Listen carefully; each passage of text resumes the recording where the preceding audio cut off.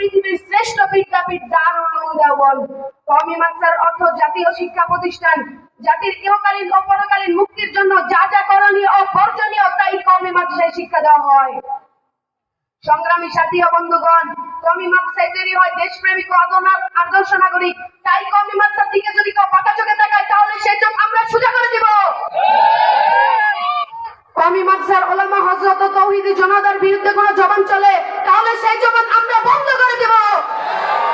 কওমি মাদ্রাসা কেননা কওমি মাদ্রাসা জাতিকে উপহার দিয়েছে মুহাম্মদুল্লাহ হাফিজ হুজুর, হাজী শরীয়তুল্লাহ, শামসুল হক ফরিদপুরি, আব্দুল ওয়াহাব পীরজি, আল্লামা আতহার আলী, খতিব ওবাইদুল হক, শাইখুল হাদিস আল্লামা আজিজুল হক,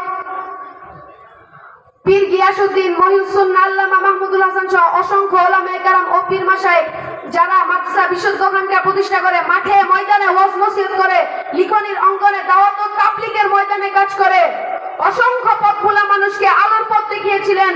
বর্তমানে দেখাচ্ছেন, ভবিষ্যতে দেখাবেন ইনশাআল্লাহ। এক কথায় কওমি মাদ্রাসা জাতীয় প্রতিষ্ঠান যা দেশ ও জাতির কল্যাণে নিয়োজিত। তাই তো দেশ ও জাতির সেবায় কওমি মাদ্রাসার উন্নয়নের জন্য দেশের সরকার ও সর্বস্তরে তাওহীদি জনতার একান্ত কর্তব্য হলো সর্বাত্মক সহযোগিতা করা। মুহতারাম হাজিরিন, এই সকল অবদান থাকা সত্ত্বেও যারা কওমি মাদ্রাসার বিরোধিতা করে এরা ইসলাম ও মুসলমানের দুশমন, মানবতার দুশমন। সুতরাং আসুন আমরা সবাই মিলে মাদ্রাসা, মসজিদ ও উলামায়ে কেরামগণের মহব্বত রেখে কাঁধে কাঁধ মিলে আদর্শ সমাজ গঠনের জন্য দৃঢ় প্রতিজ্ঞাবদ্ধ হই।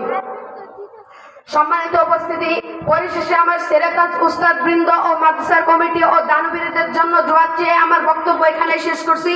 ওয়া আখিরু দাওয়ানা আনিল হামদুলিল্লাহ।